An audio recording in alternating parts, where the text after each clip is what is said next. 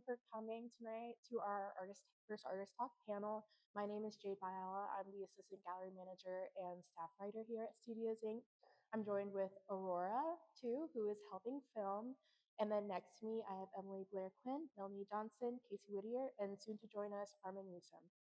So just a little bit about Studios Inc. We are a 501(c) nonprofit that supports mid-career artists with artist residencies.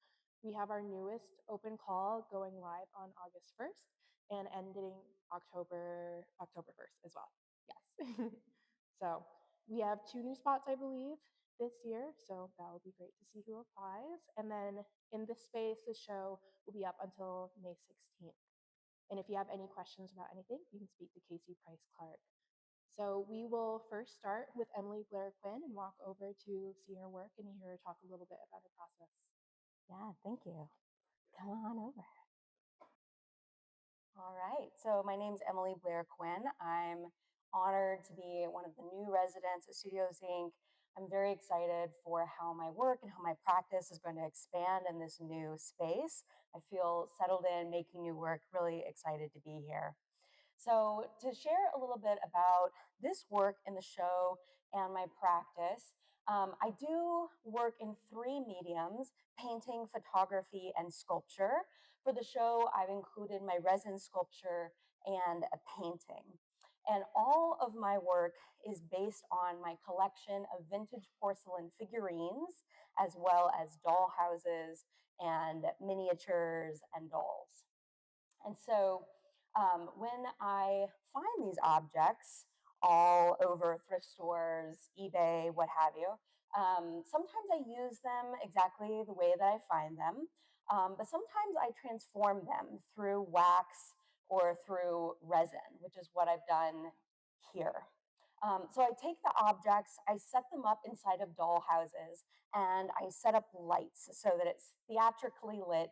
I take photographs, and then I use the photographs and my still life setup as the basis for my paintings.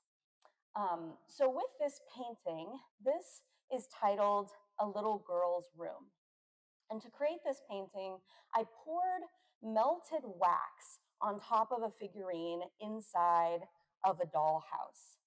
And I was thinking about a lot of different ideas as I was doing this. I was thinking about domesticity and girlhood, nostalgia, but also loss and grief and loneliness and isolation and meltdowns. And so, with the domesticity and doll houses and girlhood along that theme, thinking about the domestic space as a space of comfort and safety where we can express ourselves, be ourselves, have a breakdown in the privacy of your own room. Um, and which is something that I certainly have a lot of memories of growing up and having my moment in my own room. But I also think of doll houses as being a safe kind of space of comfort and control where you can really experiment and play, have imagination, curiosity, and work through ideas. I loved doll houses and dolls as a kid, and I still love them as an adult. In my studio, I use them to give me control over the lighting, the color, the composition, and I really enjoy kind of like playing God in the studio where I am able to arrange things and continue to go back and rearrange. My process of photographing my figurines is a process very much like experimental play, where I'm moving intuitively, deciding what to add, what to take away, what color, and just really being in that flow state in the process. Um, and I think that this, enjoyment of control that I have with these doll houses in the studio is connected to the history of doll houses. Doll houses originally were not made for kids; they were made for adult women, is particularly like in Europe in the 17th century, and as a way to display wealth and their status and privilege. But I also like to imagine these women arranging, their little miniature objects inside of their dollhouse, and the way that that might have given them some comfort and sense of control at a time when women didn't always have the amount of control over their lives and circumstances as they would have liked. And so, with the dollhouse and domesticity, like we know it's a place of safety and comfort and control, but we also know that domesticity has a dark side, right? And so here, she's melting, collapsing into the bed. There's something kind of unsettling about the way that her features have been like smoothed out by the wax. And the main idea here for me is that her internal state, her psychological and emotional state, is made visible through her physical collapse. And for me, this is about normalizing difficult emotions, emotions of grief and loneliness and isolation and and loss and vulnerability and those hard to deal with emotions, just as being facts of life and not something to be ashamed of. And so I hope that when viewers look at this piece that they will think, yeah, like I've felt that way before in my bedroom, and that hopefully then they feel less alone as a result. So, emotions and psychology are ideas that are present really in all of my work, including the resin sculptures. So, these resin sculptures, to make them, I took the original porcelain found object. I made a silicone rubber mold. I filled that mold with a translucent resin that I tinted with pigments. And while the resin was wet, I took a smaller porcelain object and embedded it inside of the wet resin to create this double portrait. And I think there's a lot of different interpretations for the double portrait where you're seeing both figures at the same time. There's ideas about mother and child, about inner child, about um, the true self or internal self versus the performative version of ourselves that we present to the world. And because I'm a big fan of horror film, I also think about spiritual possession, body horror, inhabitation, ideas like that. And I'm experimenting with a lot of different ways of lighting and displaying these figurines. This is part of my conversation series where I have figurines that are lit under glass interacting with each other. And since I did bring up like childhood and nostalgia earlier, these are kind of reminiscent to me of those little vending machines that you could find at like arcades or grocery stores where you get a little prize inside of a little plastic capsule. So I like to think about those kind of in that way as well. But I have experimented with different ways of displaying these. Most recently, I had 18 figurines interacting with each other inside of a custom dollhouse, and that was displayed at 550 Gallery in New York City. That show just came down at the end of March. And I'm planning to continue with ways of lighting and experimenting with these, as well as scaling them up. So during my residency, I hope to make them larger, up to about like 18 inches is what I'm going for, which is going to involve a new pressure pot and new ways of casting, and also learning about 3D printing. And so, if those are topics that any of you are experts in, I would love to talk to you because I'm still in the beginning stages of getting that going. Also, during my residency, I plan to scale up my paintings. I'm working on 3 different painting series currently. My Goddess series, which is these large paintings of women that are like monuments, these goddesses that are looming over you. That series is all about power and feminine rage and wisdom. I also have my Lover series, which is these cherubs and angels that are having like moments of ecstasy. And then I have my double portrait series that's based on the double portrait resin figurines, as well as multiple copies of the same figurine interacting with each other in these multi-figure scenes. As far as things coming up on the horizon, I'm working on a piece now, as well as a couple of photographs that are going to be included in the summer group show at Sherry Levy Contemporary, which opens first Friday in June. I'm in a group show at Marquee Projects, which is the gallery that represents me in Bellport, New York, that opens in August. And then I've been invited to Auburn University, which is my alma mater, where I did my BFA, to come and be a visiting artist in the fall and October and do a solo exhibition as well as an artist talk and meet with students. So I'm looking forward to all of that. And I just wanted to thank you for being here, for spending time with the work, and for listening. Great, thank you, Emily.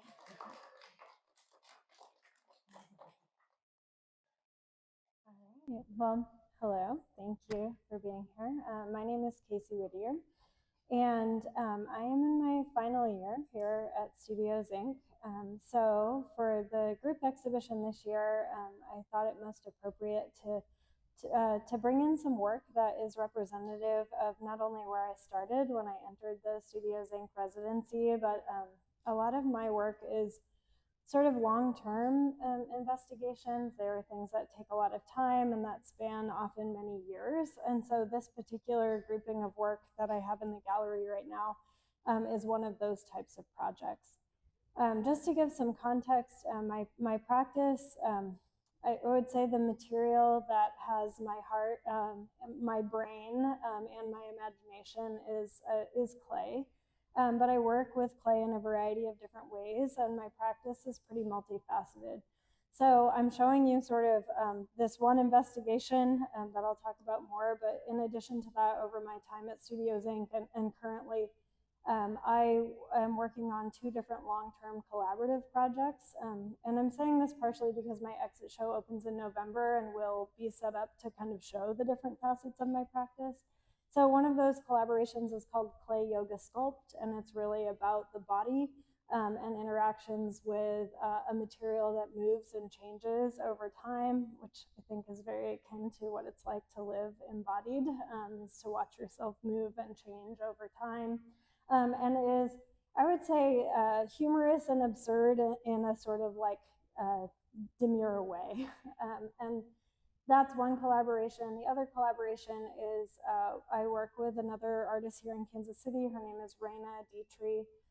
She and I are about to be the 2026 Johnson County Parks and Rec Artists in Residence for a residency called Seeds of Change. We also just sent off a group of collaborative work to Red Lodge Clay Center in Red Lodge, Montana for an invitational exhibition that was titled Clay as Place Transient Objects. So with that, the work here, I'm going to just go a little bit chronologically so that I can talk about both ideas and process.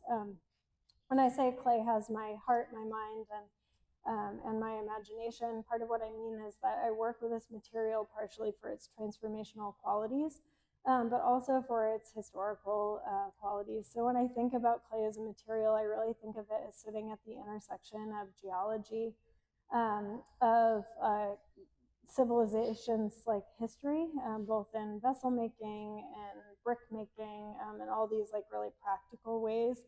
But also I think it's always been used as this like really immediate physical medium of expression. And I'm interested in those like qualities and in the way in which that then shows up in archaeology and tells us about pasts that we can't otherwise reach, right? Because we live in this time. This piece in the middle is titled Triad, and obviously set up in a series of 3. I was actually working on this piece when I started the residency. All of the work in the gallery right now is engaged in a pre-industrial process called wood firing. So in my practice, in addition to this like sort of love of the material of clay and the way that it connects me to craft histories and to people who I will never know, but who I assume I share something really deep with, which is that when I come to this material, there is nothing in the world that makes me happier than slapping my hand into a block of clay and seeing my own fingerprints. It is like the most cathartic and most amazing experience. And it's so simple. It's like being a kid again, right? So when I think about working in clay, I think about these, I think of them as my ancestors. in the sense that I think that when people find a deep joy and a deep meaning in something really simple, that is like a form of connection that lasts across time. So I think about people who have worked in clay who maybe have done that same simple thing. The idea of repetition as like a physical act and as then something that becomes emotional or psychological is very interesting to me and is sort of embodied in my practice in these repeat forms or these repeat actions. So, you might imagine that in order to make a chain, I have to start with a really long line and do the same thing over and over and over and over and over again. So there are times where the process is meditative. There are also times where it's like rather torturous. Like I've set myself up to sit there for hours upon hours and do the same thing again and again and again.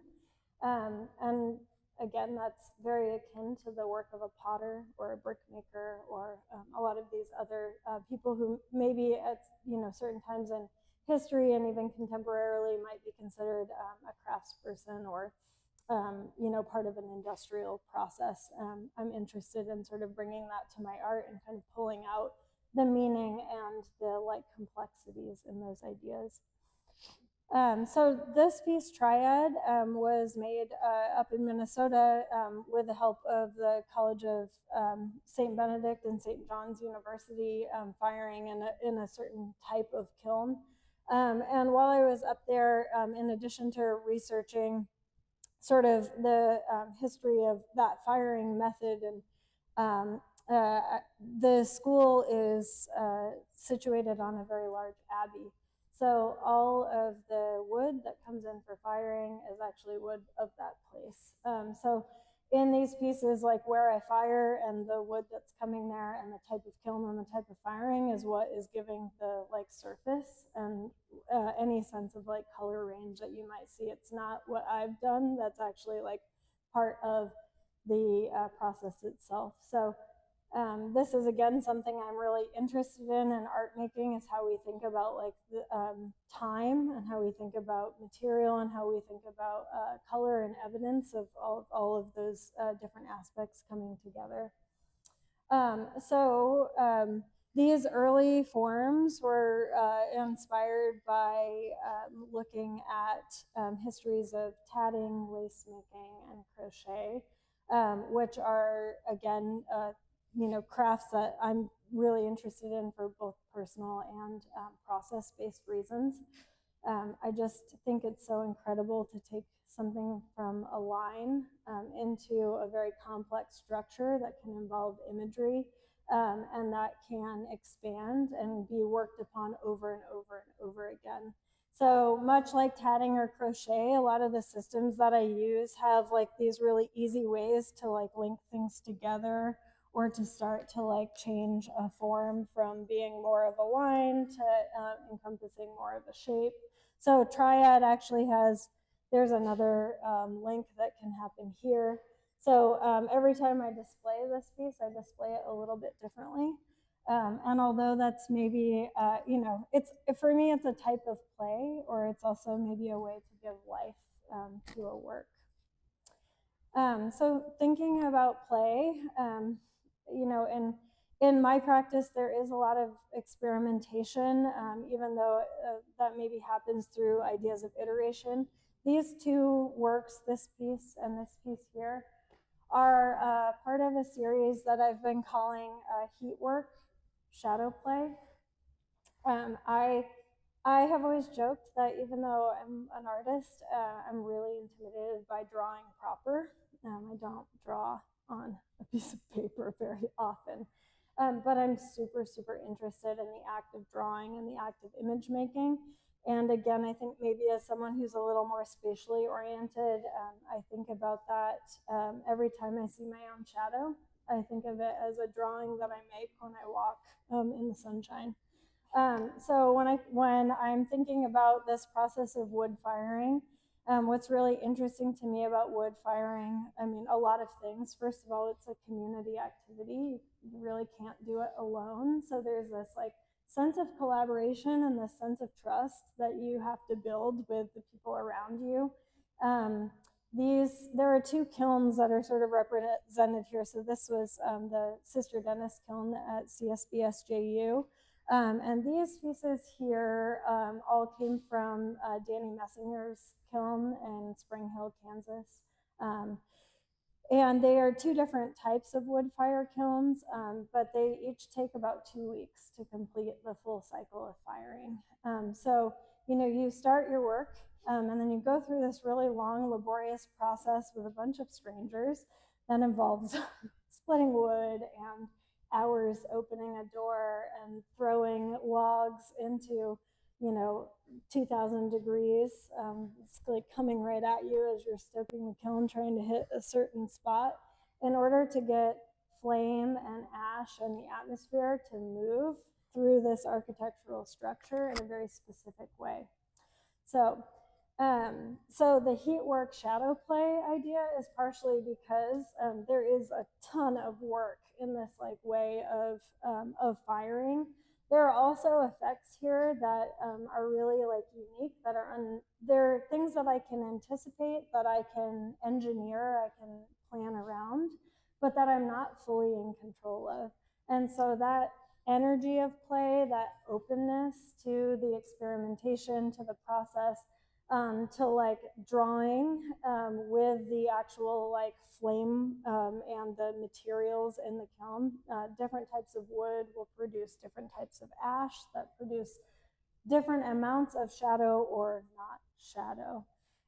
So obviously I'm pulling these off the wall and getting shadow from light here. But this is produced entirely from the absence of one of these pieces. So this is like that, right? That's how that's made. So the heat work shadow play is reference to the material, to the process, but also those are things that are sort of embodied in my overall practice and investigations. That presence absence dichotomy too is a large conversation in my overall practice.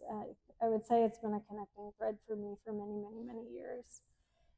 I guess with that, I want to kind of move this way. So this form here, again, is another one that is, this came from a traditional Irish tatting book.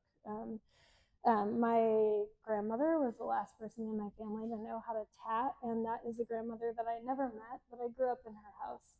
And I grew up in her absence with a very particular type of presence, which is that since I was a very little girl, my whole family said, "Oh my God, you're so much like Jackie," and I never knew Jackie, so I never really understood what that meant. But I inherited a lot of her objects, including things with her name, her handwriting, her jewelry, these other really sentimental things. So when I think about sitting there and going through the process with my hands of creating these shapes of tatting, I'm also thinking not just about those unknown ancestors who maybe loved that material and who have done that, but also about really direct connections to people that I have photographs of, who I share DNA with, but who I never got to be with in person. I think of it as that type of method of connection. So these pieces are in a pretty direct relationship. They're actually from slightly different firings. So when I say this encompasses the 3 years, it's only about once a year that I can actually go do this wood firing. So it's a type of practice that means I have to come to it and then step away for logistical reasons. So the last firing that I did in Minnesota is here. The first firing that I did with Danny and Spring Hill is over there. And then I had a really disastrous year 2 wood firing. I lost about 65 pieces all at once, which is the danger of working in that way. But part of what happened there was just it's in wood firing. It's kind of normal that there might be a firing that goes way hotter than you expect, or where the heat work and the like actual rate of climb or rate of cooling changes, and some work is going to make it and some work is not going to make it. So my very fragile work did not make it. Most of it was actually permanently adhered to the bottom of the kiln, so we just walked on it while we were unloading everything else. But there were a few pieces like this one that just got adhered to what I consider like the drawing plate. And so, it was, although it was a moment of real failure, the hardest part was having everyone apologize to me over and over and over again, because I know in ceramics that there's going to be pretty significant loss. It is a material with a life cycle of its own. But I am really interested in what happens when, although I think I'm making an object and then I'm making, an image, or I'm making an object and I'm making a drawing, I'm really interested in the practice when the work actually shows me something else and like sort of reconfronts my assumption of either knowledge or my assumption of what it is that I want. What it is that I want is like a life question. I like to ask it periodically. So I'll just sort of end here. This piece is titled Picot, which, comes from a French word. It's also very much about the type of stitching that happens in crochet. It refers particularly to the loops on the outside, and the idea of loop and the idea of life cycle is, again, very much part of ceramics. The material, until you fire it, is endlessly recyclable or reclaimable. You can take it from wet and malleable and formable to dry and hard and chalky, like over and over and over again. It's that introduction of heat in the kiln that changes that sort of ability. I, in sort of making this and titling it, I was thinking very specifically about the repetition of this form and the repetition of Picot, like those loops, and how they interface with so many other different types of craft processes. And also thinking very much about the variation in color. Again, this is all from one kiln firing. These are the same clay. The only difference is where they were in the kiln and a little bit of how I set those up to be exposed to the flame and the atmosphere moving through that space. So again, when I'm thinking about like repetition and transformation and the like range there and control, which I obviously have a high level of control when I'm physically constructing the clay part, and then a much different relationship to control when I am wood firing in a big group kiln with thousands of other pieces and many other artists, most of whom's work is very different than mine. I felt like this piece sort of, for me, holds a little bit of all of those types of dichotomies.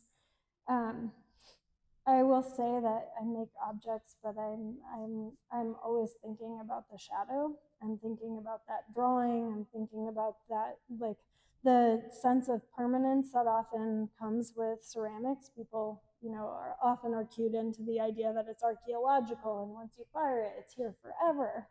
And I'm really interested in the way that the thing that can be here forever also can make something that can only be here for a moment, or when the light is tilted in a certain direction for a certain amount of time.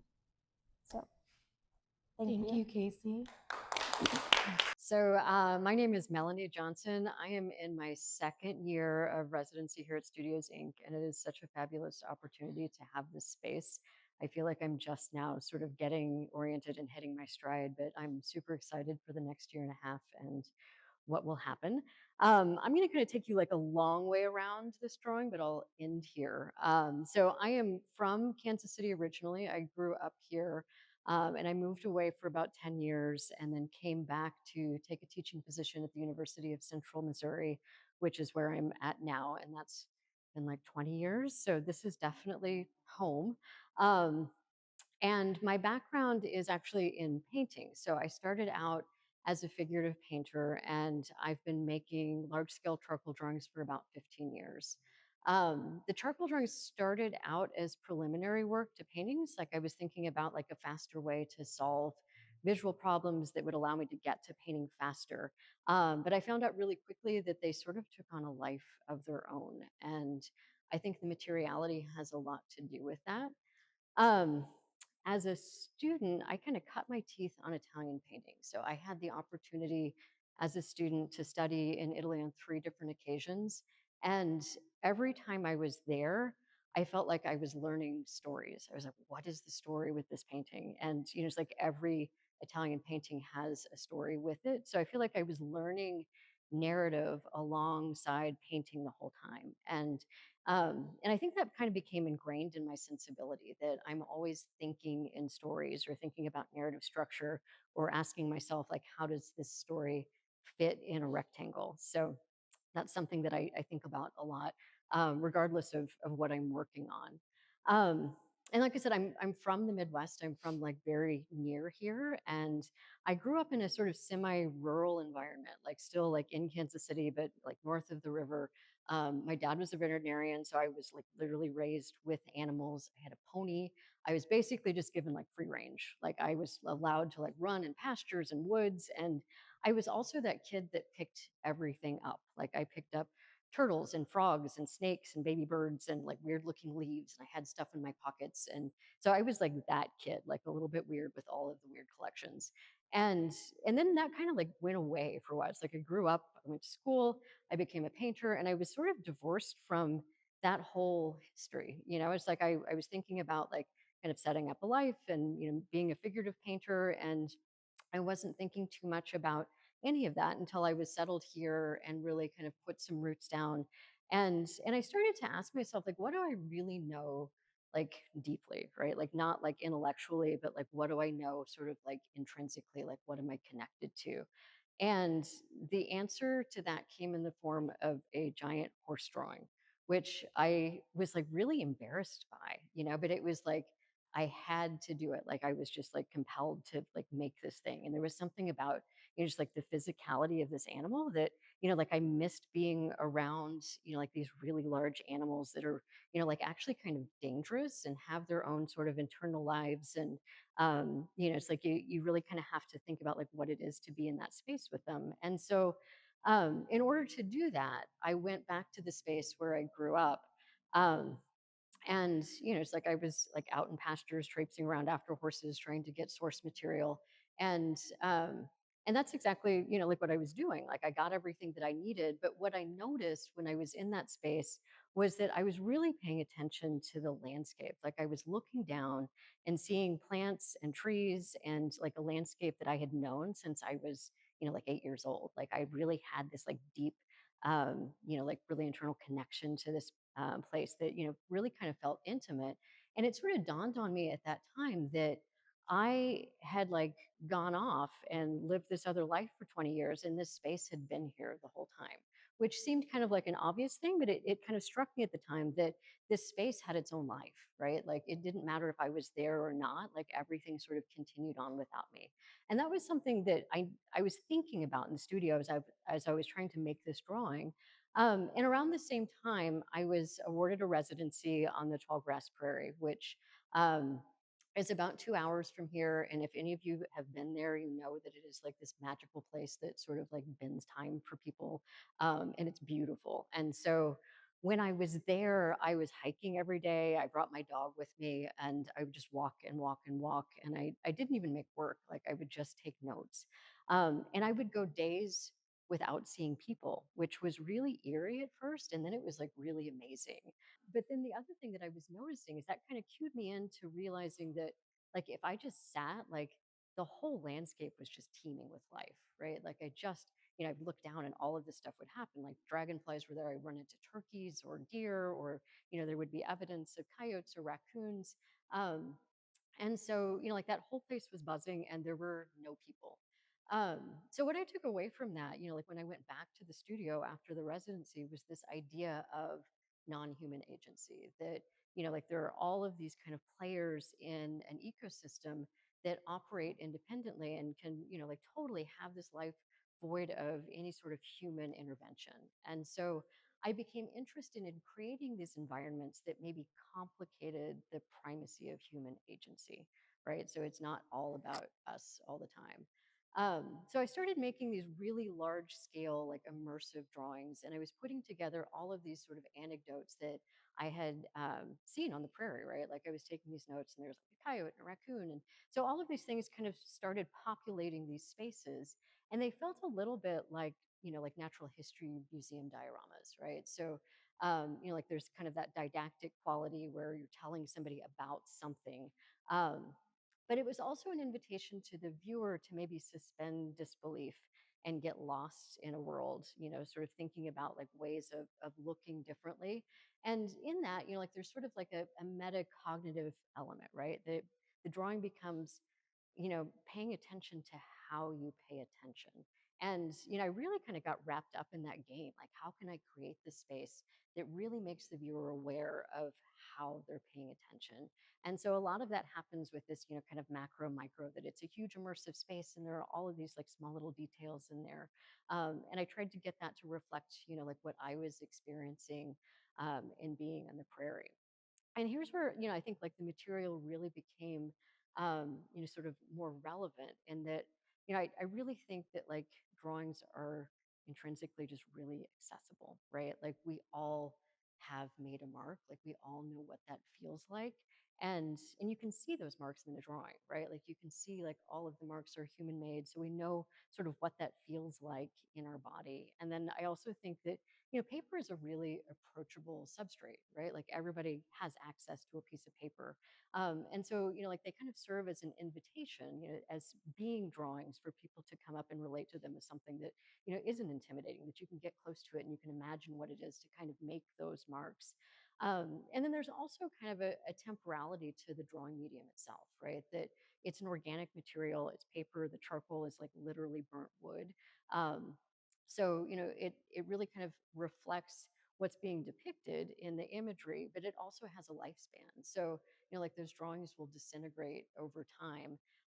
Like these drawings will last about 5 years and then they're done. And, I'm sort of at the point where like I'm okay with that, right? So the engagement between the viewer and the drawing is really kind of this moment in time, right? So like it's something that will like fade away.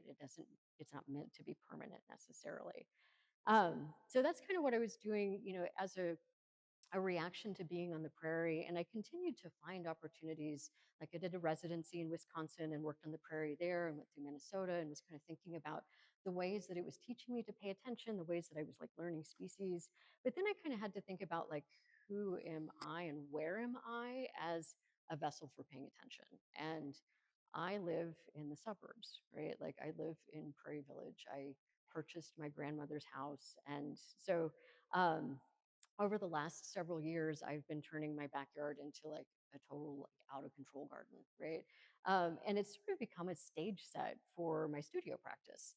And I'm interested in, like this notion. I'm like, I love gardening. I love being outside and like having my hands in the dirt and that sort of thing. But I'm also interested in the practice of gardening. So I'm, reading writers like Rebecca Solnit and Olivia Lang, and thinking about gardening is also sort of this like active resistance, right? So it's an active resistance in that it is like an act of care and it sort of challenges an attention economy. And we're thinking about sort of like this perspective of life cycles and the fact that these life cycles in a garden or anywhere are going to go on regardless of what is happening in the human world, right? So all of this, like the world is on fire, but it still kind of challenges that human primacy. Like it's like we're not always driving the narrative, and so it's sort of a nice reminder that life is going to go on, right?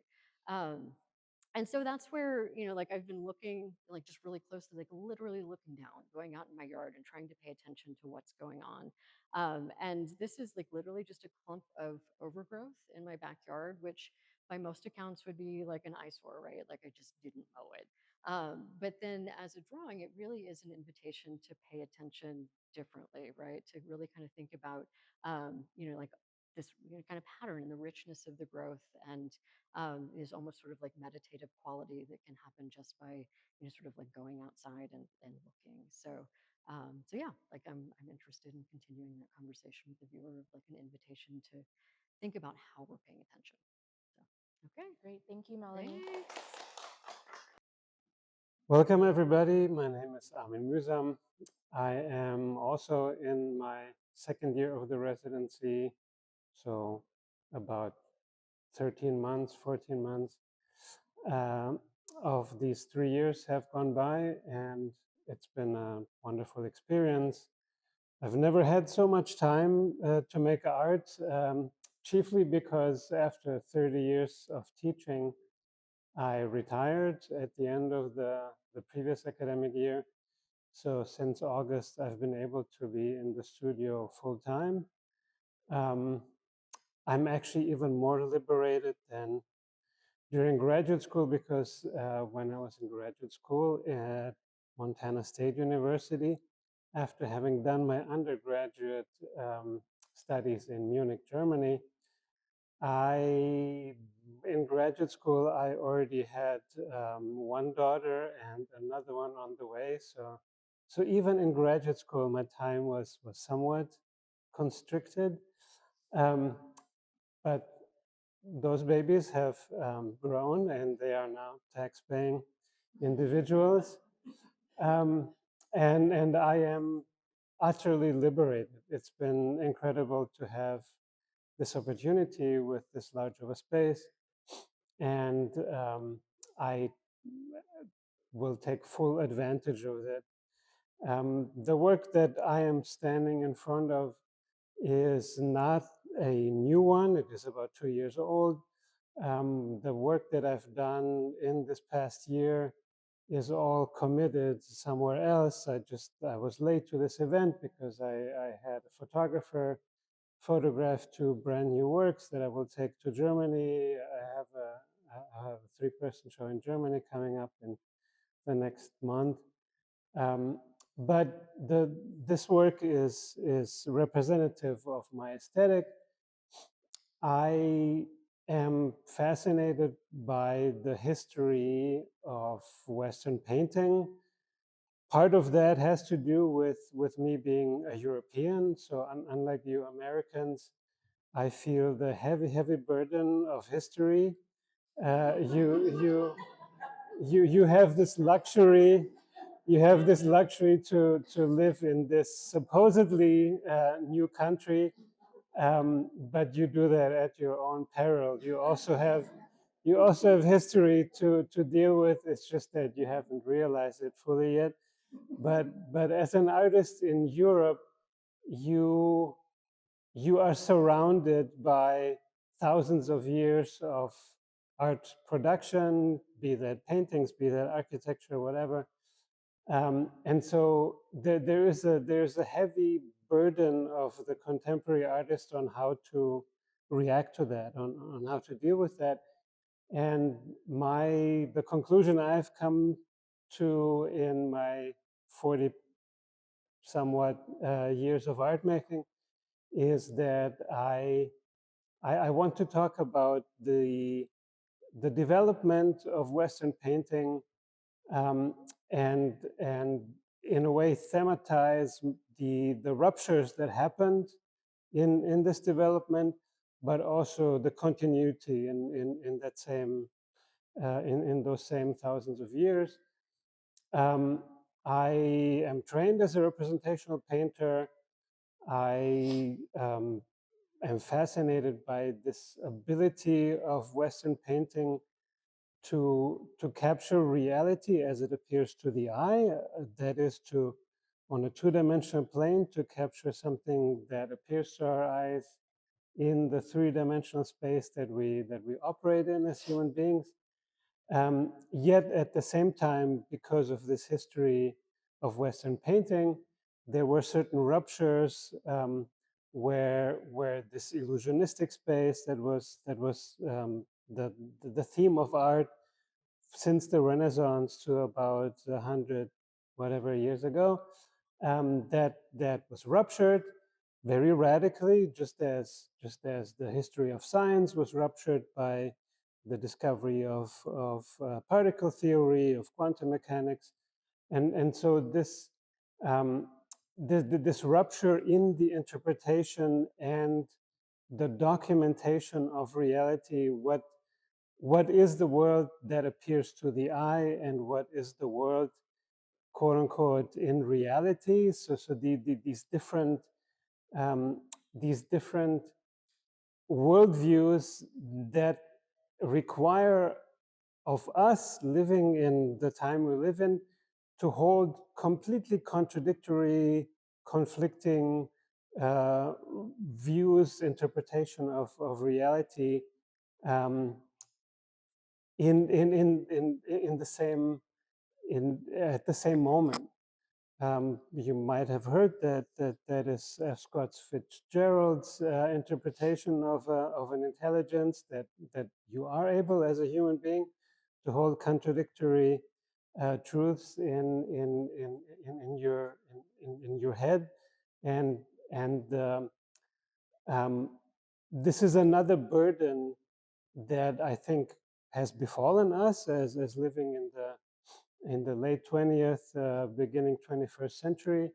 And this is what my work is about. So the spaces that I paint are both illusionistic, but they're also flat, and they actually make a point in pointing out the flatness of something that is completely non-objective, but I put that into a space that is an illusionistic space, while at the same time, sometimes more, sometimes less, making it very obvious that everything is staged, everything is an artifice, and this artifice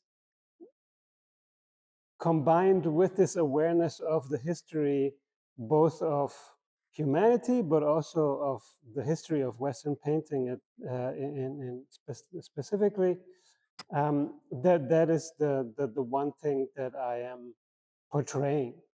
And when I say I portray something, I am trained as a figurative artist. So when I was a young artist, I thought I would deal with the figure, with the human figure, the pinnacle of Western painting, so to speak.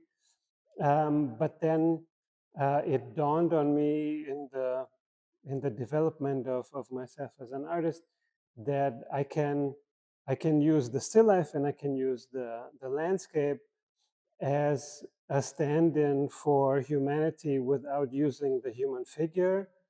Um, so in a sense, my paintings are both figure paintings and as such portraits. So you could call this a portrait of somebody, except that it is not somebody specific. It is the portrait of ideas that Western society has come up with.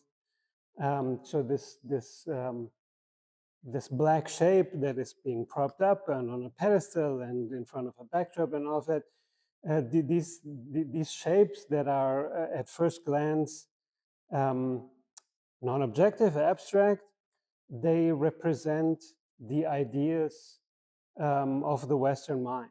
They represent everything from the you name it, everything from, let's say, Egypt to now. The way Egyptians portrayed the human form as both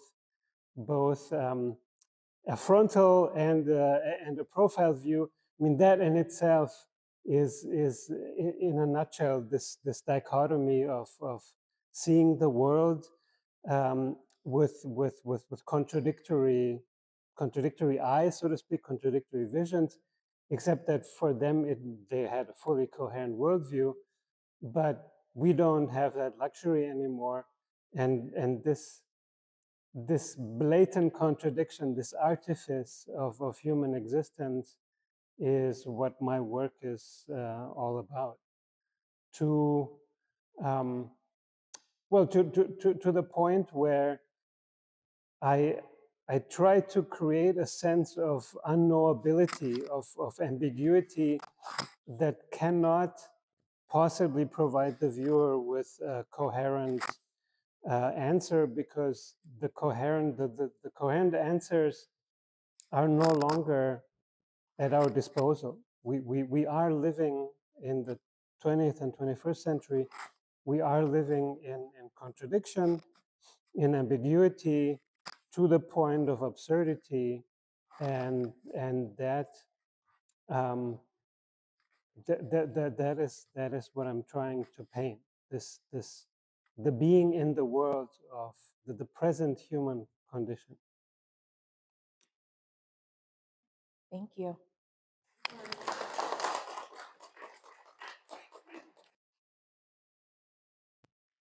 Where are the spotlights? If anybody has a question, I'd be happy to bring you the mic. Just please raise your hand. I'd like to start off with a question. Armin, you just spoke to now that you've retired from being an educator and your kids have grown. How do you structure your time in the studio? Being the director here at Studios Inc., I see you here every day, almost like you're clocking in at 8 a.m. And I know you ride your bicycle to work. Can you tell me about, a regular day in the studio for you? That is the structure. I am in the studio every day. Yeah. Gotcha. Do you get inspired by riding your bicycle to work every day? Is that a part of your practice? No. I mean, it's getting from point A to point B, and saving time because it's also exercise. Gotcha. One impressive thing about your studio, Armin, is your publication library, your reference library. Can you tell me about how you built that?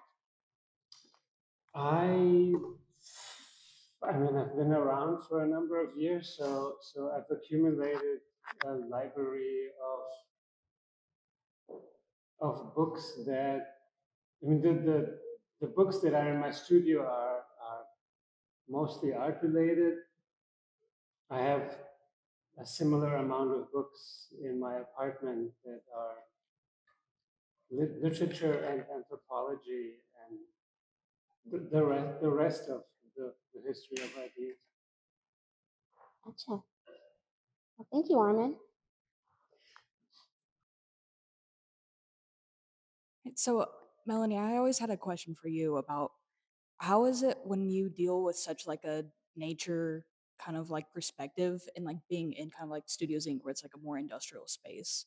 Is there any complications that usually come from that?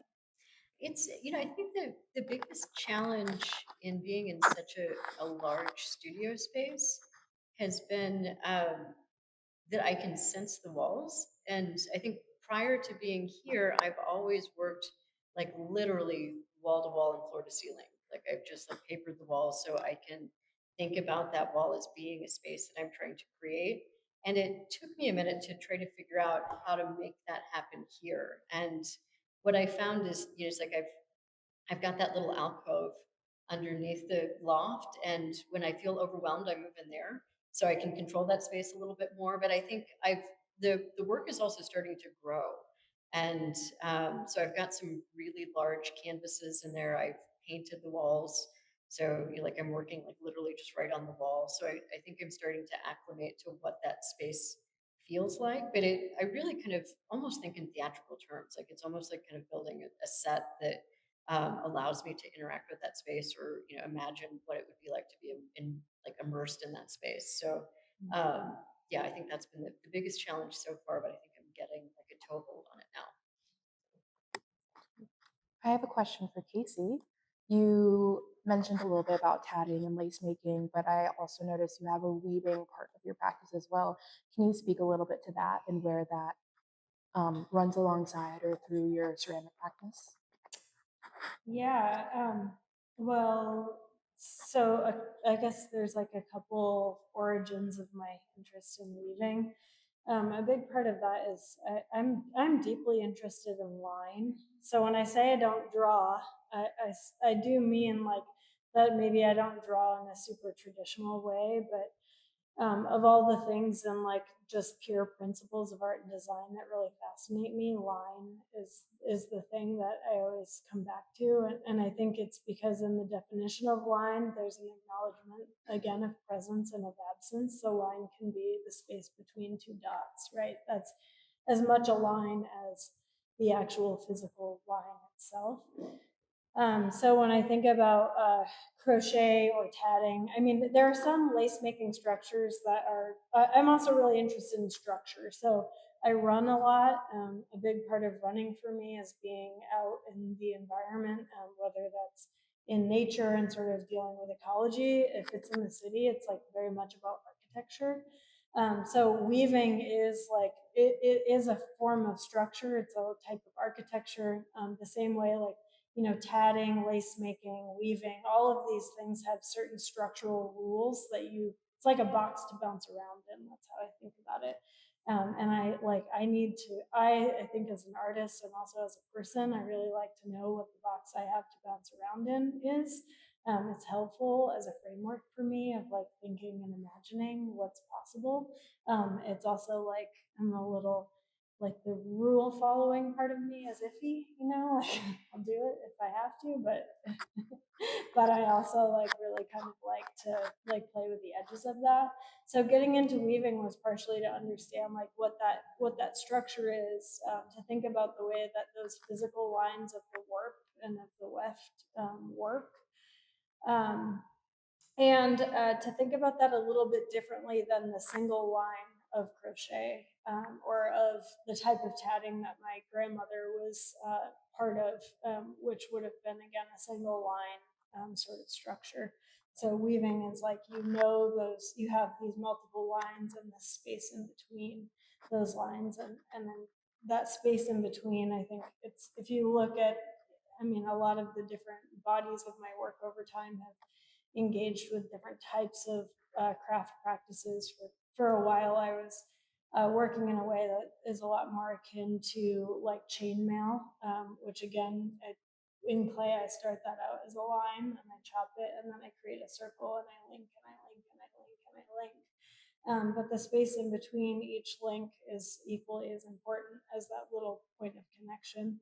So in weaving, if you just have a warp, you don't have a weaving. You need that weft, you need that space of connection. Or in tatting or crocheting, you know, you need that like that turnover and that extra like loop through in order to like create anything other than that single line. So yeah, so for me, it's like formal, but it's also really engaged in imagination and craft histories. Um, I do have a loom in my studio, and that's been like one of the gifts of Studios Inc. for me is to have the space to have a loom for the first time here. I actually started learning weaving, a very traditional form of tapestry weaving, under the tutelage of Agapito Jimenez, down in Mexico. And so I've been traveling back and forth to Mexico over the years to initially learn from Agapito and now to learn from his former apprentice, this other type of weaving. And I mainly do that when I'm down there because it is engaged in a sort of cultural discourse. Some of that work is in my studio, and I'll be returning to Mexico with that work this summer as well. So yeah, I think I'm like trying to figure out like how to like pull those threads together, and I think like taking those cues from weaving, from like watching the way those structures come together and watching those connection points, and thinking about how to do that in the material of clay that is like so flexible at first and then so rigid afterward. So Great, thank you. yeah, thanks. Sure. Hi. One of the things I heard from you all, I felt there was a current between, tradition and also transformation in all of your practices. And I always think when I hear things like that, I'm curious about the work you see yourself in lineage with.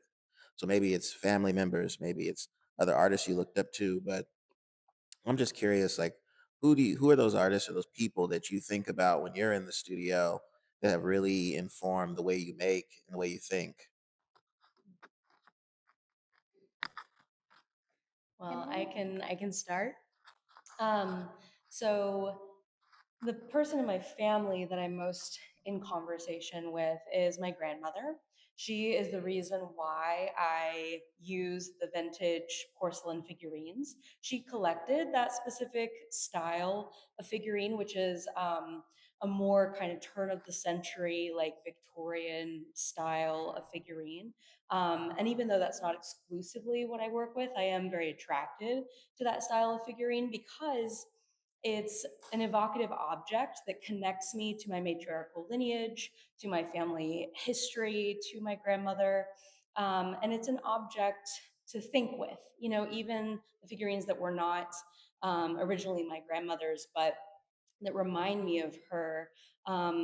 They are a way for me to think about what from my upbringing and my family history do I hold on to and what do I let go of. So they're kind of these objects of transformation and healing. Um, and they also help me think about, you know, gender roles and roles for women and how far we've come, but also how far we have to go. And so because that style of figurine is so rooted in specific stereotypes and assumptions about class and wealth and gender and whiteness and all of that, it's also a way for me to interrogate that and critique it and, you know, dismantle the ways that patriarchy is like embedded in my psyche as well. um, so I would say for family connection, yeah, my grandmother, my mother, and the connection with those figurines. With artists that I'm looking at and thinking about, specifically like my feminist art mothers from like the 1960s and 70s.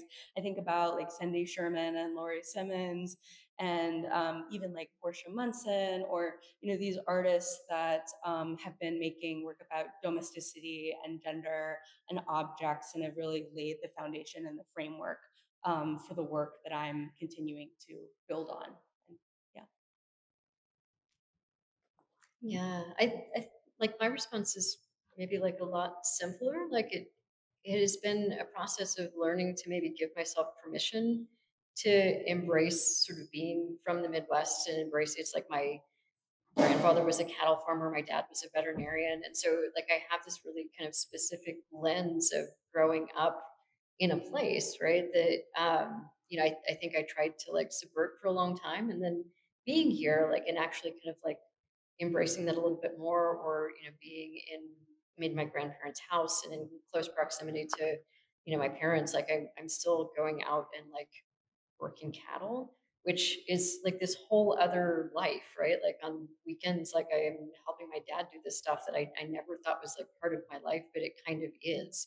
And it really does influence the way that I'm paying attention to the world around me, because that anecdotal information is still, you know, very much coming into my studio practice. And it is, you know, it's like a physical kind of sensibility too. It's like something that I have, you know, like almost in my body, like what it is like an animal feels like, that you know, like I have that kind of deep connection to. And then, you know, at the same time, like having sort of that um, art historical background, or this sort of like upbringing going to Italy, and I still, you know, go back really frequently. I find that like there are these kind of absurd narratives that I'm drawn to. Like I had this like huge mound of zinnias in the studio, and I was like, oh, that's like actually Piero's Misericordia, you know, like almost exactly, where there was like this kind of compositional overlay. We're like, oh yeah, that kind of is it.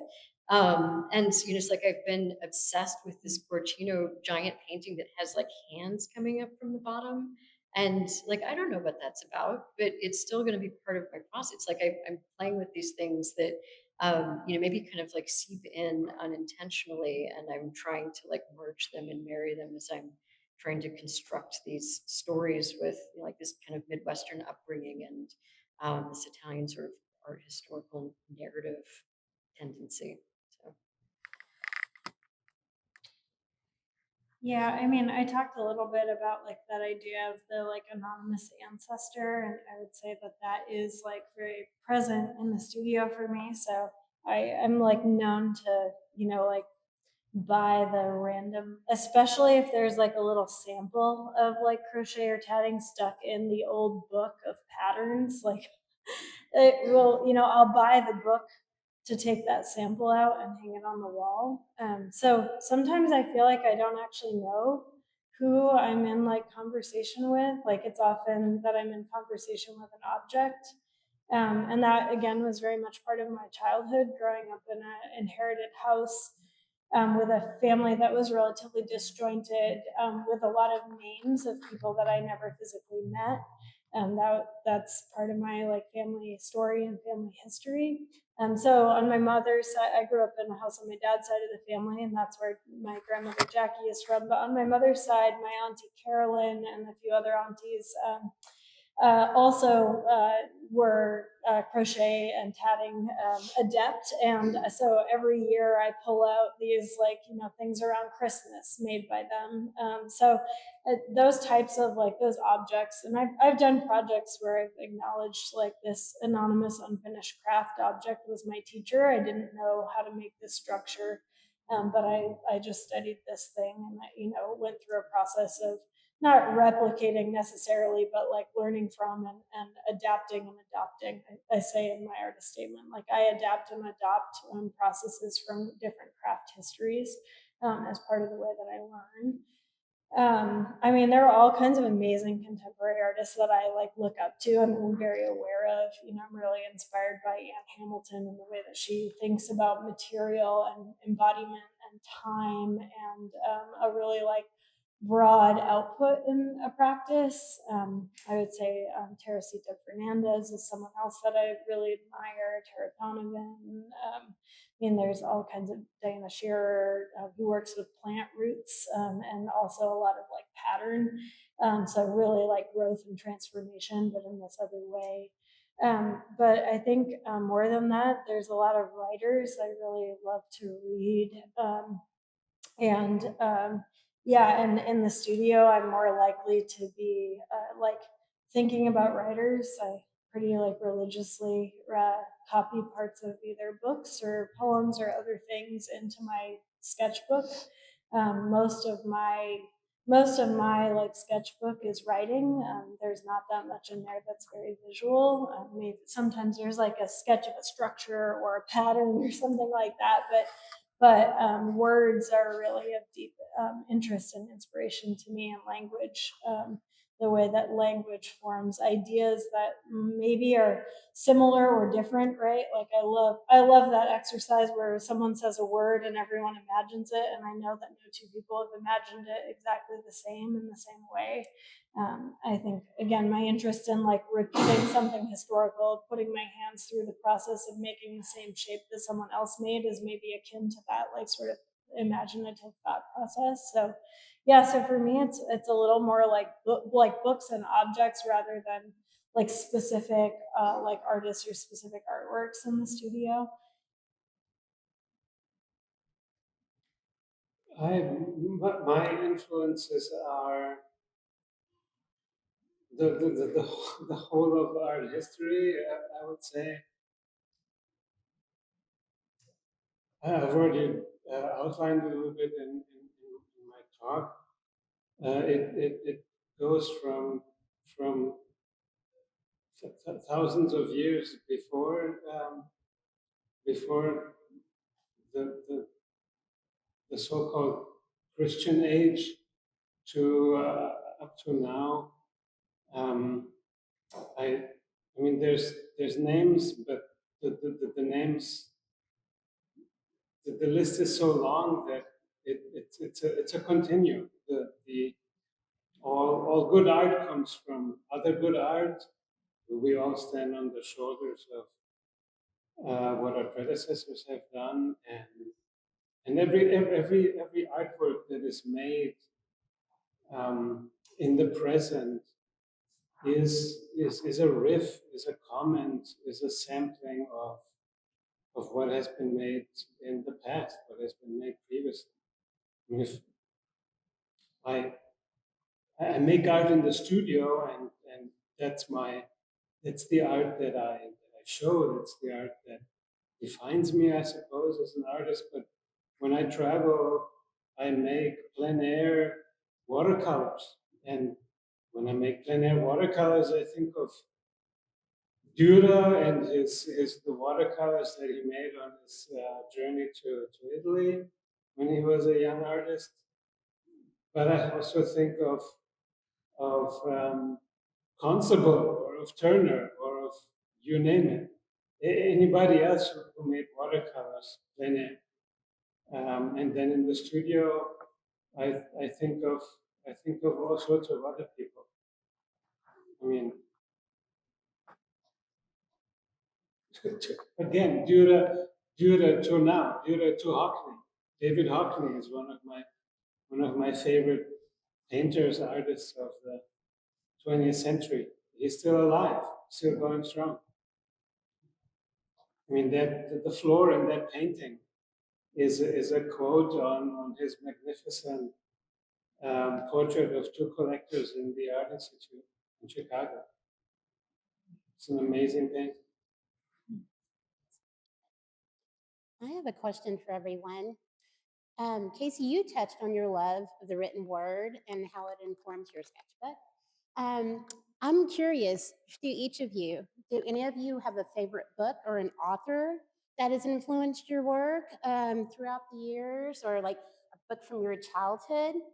And a secondary question, how do you work in studio? Do you listen to music, or are you an artist that doesn't like to be influenced by rhythm? Do you listen to podcasts, or do you like silence? All right, I'll start. I read lots of different types of things: poetry, fiction, nonfiction. I would say that like feminist theory is a really important influence in my work. Right now, I am reading a book called Scream with Me by Eleanor Johnson, which is about horror film from 1960 to 1980, and specifically horror films that intersected with moments within the feminist movement. So like Rosemary's Baby and abortion, or the Stepford Wives, and women's rights, and just like how that impacted culture at the time, which is a book that's really fascinating to me, and I'm really enjoying. In the studio, I do listen to a combination of music and podcasts and audiobooks. I kind of go back and forth depending on what part of my process I'm in. There's also moments in my practice where I really do need silence and stillness, and that's really important. Typically, when I'm in my I have my critic hat on and I'm thinking very critically about my work and ideas and what's working and what's not, I typically need silence for that. In moments of particularly my painting practice, where I'm working very quickly and blocking things in and I'm moving around, especially with a large canvas, I need music to keep me energized and moving and in that flow. And in moments where I'm really working on a lot of detail and maybe I'm sitting and closer up to the canvas, that's when I typically will put on an audiobook and a narrative that's going to keep me focused and engaged as I work through more detailed sections. Yeah. Yeah, I mean, I think I read pretty voraciously, but the things that resonate with my studio practice, I think, have to do with like a sense of wonder and maybe sort of contradictory states of being or emotions, and then connection to the natural world. So you said like Rebecca Solnit is a big one. I think everything she writes is beautiful. Olivia Lang, I think, writes really critically about art and the natural world, and has like a fabulous garden. If you follow her on Instagram, like I want her garden. And then poets like Ada Limon and like Mary Oliver, obviously. And then I mean, I pick up garden books and stuff like that. So I have sort of a whole range of stuff in my studio as source material. And I think I have a similar practice where I have a sketchbook that is quotes and weird ideas and grocery lists and not a lot of drawing, but there's like a through line that I don't know what it means at the time, but if I go back and read it a couple months later, I'm like, oh yeah, that's what's happening here. Like it actually like percolates somewhere in there and comes out the other end, and on the canvas or on the paper, these things kind of come together whether we're aware of them or not. My studio practice, like right now, is always sort of a negotiation for whatever will make me stay the longest and like do stuff. And that's just different every day. Sometimes like I need to listen to music. Sometimes it's just like listening to 6 hours of a book if I can just, kind of lock in and make work. And there are those times where you just like you have to kind of step back and think about like, what's actually happening. So, and I think everybody kind of has that moment in the studio where you do more looking than making, and there's some reflection that happens there. So, but yeah, I mean, I think these days I'm primarily here on the weekends, just because of my teaching load and admin load, and so I come in and try to get as much done as I can in a like really kind of like condensed period of time. So Yeah, I mean, I can nerd out about authors all day, but I'll try to keep it really short. This morning I texted someone and said, "Oh my God, I'm just so in love with this Maggie Nelson Blewett's book, which is what I'm reading right now." And I recently finished a really beautiful Mark Doty. The title is escaping me a little bit, but it's he was writing about encountering a still life painting.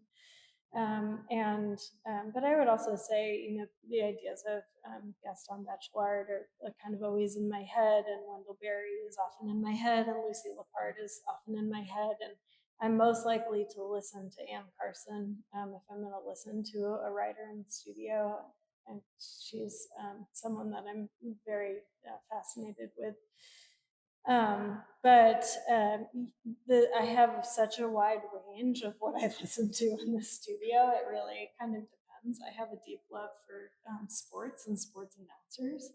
So I will listen to a whole, like it's NBA finals right now. So right now it's NBA finals in the studio with me. I have a sport for every season that I love to listen to.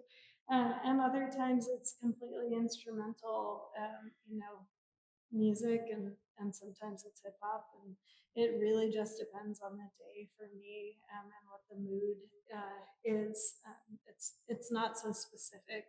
It's relatively rare that I stand there in silence, but I think that that's because a lot of my critical thought time is when my body is moving. So much of my practice requires me to be very still. It's like I try to touch things, like I have to touch it like as specifically as possible. It's like I can't overtouch anything in my studio practice, and so there is, like, for me in the studio, I'm often like I'm beholden to that table, or I'm like at the sort of whim of the loom for that time. So I think the sound tends to like be able to embody more of like what I actually feel, whereas I sort of submit myself a little bit to what the process asks.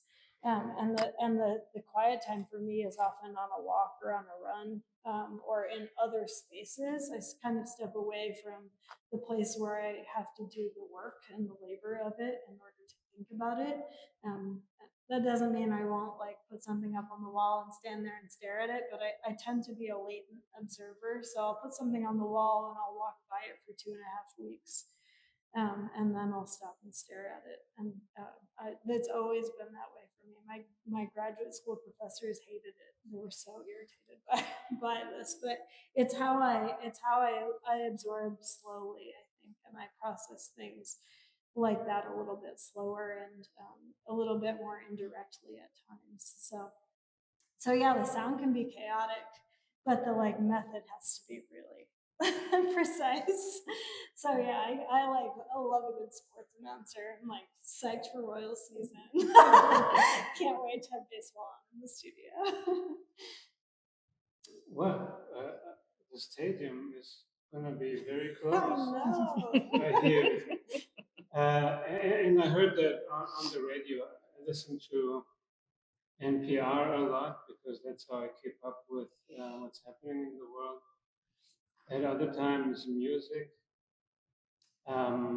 As to what informs me, I will second what everybody said before me.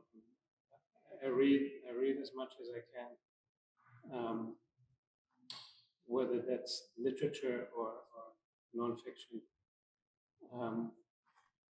I mean, the life of the mind. We are people who live in our heads as much, if not more, than we live in the world physically, and we are curious.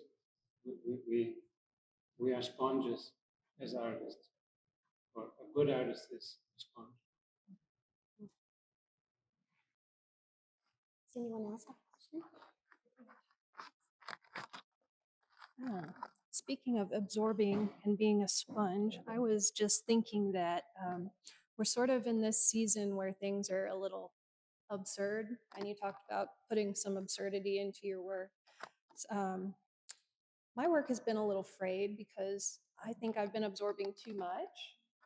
And I feel like different seasons of life, we have more gas in the tank, and some seasons of life, we're emotionally overwhelmed and kind of can't shut down. I don't know if it's the same for everybody, but what do you do when you're in a season of low fuel in the gas tank? What are things that bring you back to center and help you to focus? And what are things that really bring that about? Is there a season of the year or a season of life that kind of helps you to be more productive or more inspired or less inspired?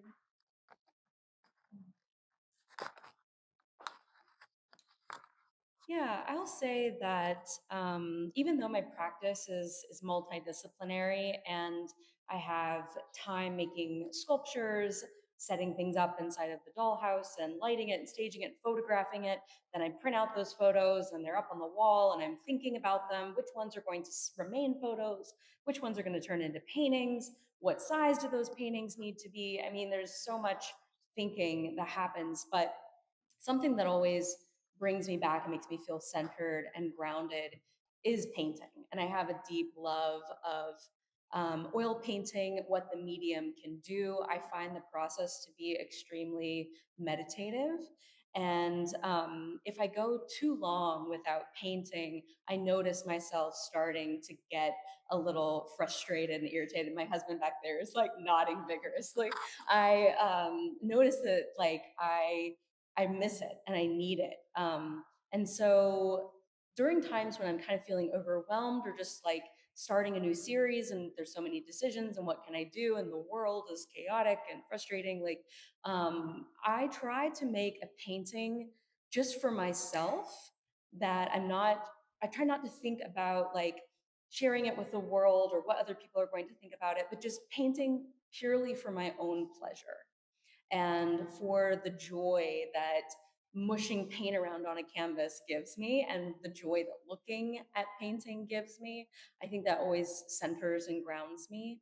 And sometimes when I'm painting and like listening to an audiobook, when the world feels like, when reality feels like too chaotic, sometimes I'll go to like fiction or science fiction where it's actually touching on these major points like about the world and human nature, these overarching themes, but because it's embedded in like science fiction or some type of fiction or narrative, it feels a little easier than like listening to the news. Like I could never listen to the news in my studio, especially not these days.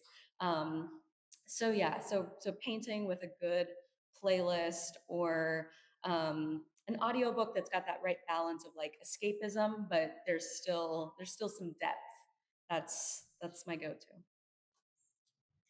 I always think of a studio practice as being scalable. And, I think that's just been sort of years of having different schedules and, having a small kid and, working at odd hours and carving, time out when I can. But I think sometimes it's hard to get the time and the energy to align. It's like you can't always be on when you have those 2 hours available. And so I always try to give myself permission to do anything that counts, right? I mean, it could be collecting information, it could be making a drawing, it could be like sitting in the studio and playing Scrabble for 4 hours. That counts. And, but I think, also like when I get really stuck, I just have to remember that it won't last forever. And I just try to show up. It's like that's what I've been doing this spring, where I went for like a month of just making one-shot paintings and having sort of like a mental, like a little meltdown, like a little crisis. But I'm like, if I just keep doing this, something will happen. And it's like you just kind of wait for that catch. And it always comes. It's just sort of like the painful part of like, I'm just gonna show up and do this. And And so, yeah, I mean, it's like I did that in the studio, I did that with my students, and there was just that reminder of like, oh yeah, this actually feels good. Like it'll be okay. And then it breaks, and then it's okay again. So Yeah, I mean, I would echo like the work begets the work. You know, it feels like that for me.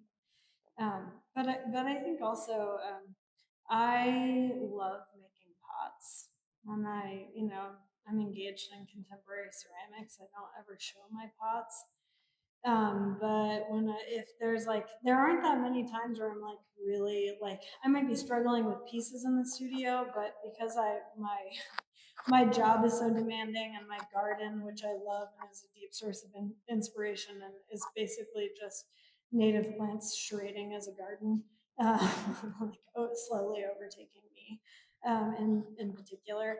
Um, it's like those things are always calling for so much of my time that I just am dying every day to like be engaged in my studio practice, even if that's like making a few beads, like, or if that's whatever like little tiny thing I can possibly do in between. So yeah, I mean, I would say like I often just make myself show up. I also feel like for me, travel is like a really important, and it doesn't have to be far. I just like Melanie, I'm an avid Tallgrass Prairie admirer, visitor. It's a place I go to kind of like clear my head and to remind myself what it means to be like in this space, and how it is to feel small, and how unimportant so much of what I so much of what I feel pressured by actually is. In that landscape, I do feel like so at like the sort of whim of nature, and I love that feeling. For me, it's like really revitalizing. It's some combination of those things of like if I really can't do anything else, I like can't wait to make a cup and give it to someone else. And just again, it's like as dumb and simple as like this to the clay for me. It's like this to someone else. It's like always makes me feel like a little bit, a little bit more inspired to like be engaged in my whether it's my creativity or just my ability, like this knowledge that I hold of manipulating this material. It's like that. I feel like that is one of the gifts that I've been able to cultivate, and so for me, that can be really embodied in a vessel that I can give to someone else and say, "Coffee?" Question mark.